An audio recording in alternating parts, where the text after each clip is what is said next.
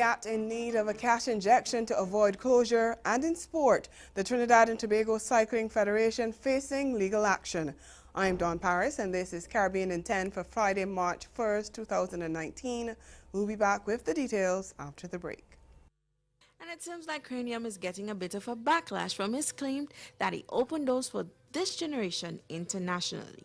Now, Dovey Magnum, Madam Ballot herself, came to his defense saying that indeed he has created history in that department. Cranium posted the following on social media. He said, "Don't get it twisted. I literally kicked down the doors for all of you artists overseas doing dancehall music for this generation, locally and internationally." Every Friday evening, I can't wait till the weekend. Blessed love. I go by the name Black Hero, is me born and raised in a yard, Jamaica, nothing a dilute, nothing a water down. Blessed. The real fact is I'm just a youth that was searching, yearning for like knowledge, and music just became that medium that brought it to me and also gave me the ability to speak what I learned, you see me, through it. So right now I feel like I'm a vessel. I'm channeling energy right now.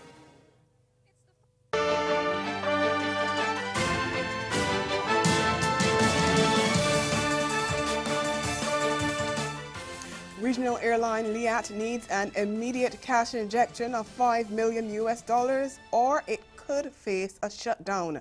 Trinidad and Tobago's Prime Minister Dr. Keith Rowley made the revelation last night on his return from the CARICOM intercessional meeting in St. Kitts.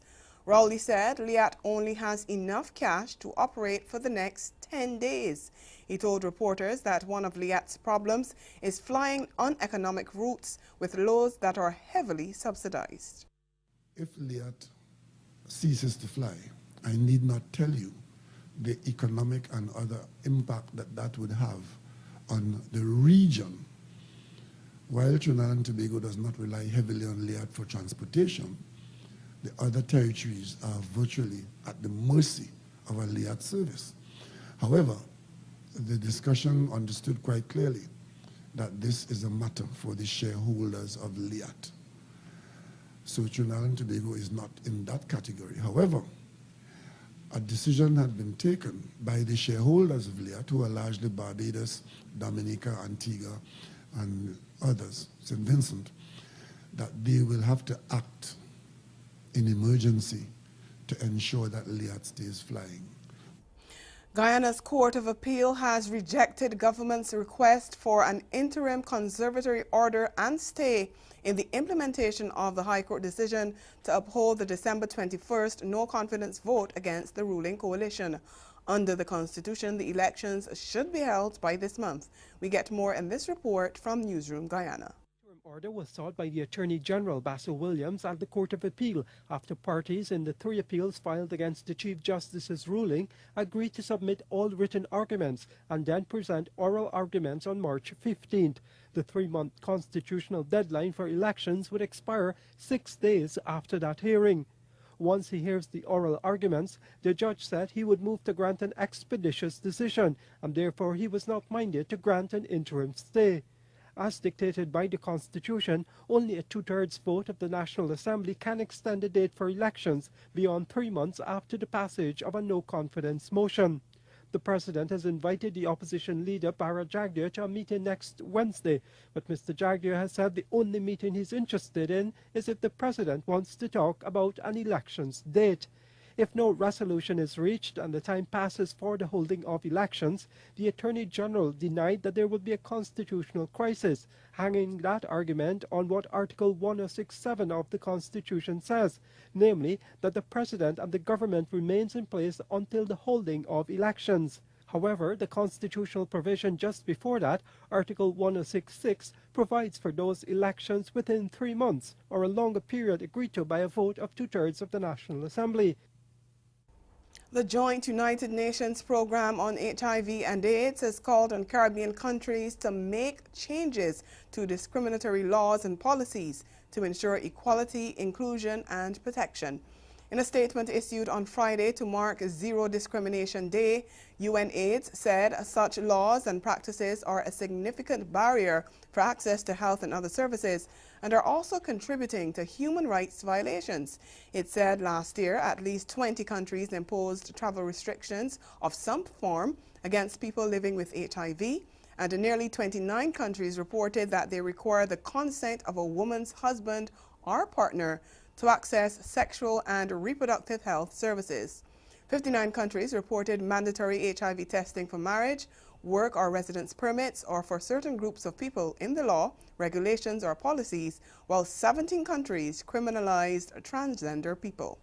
Stay with us, your Midday Sport is next.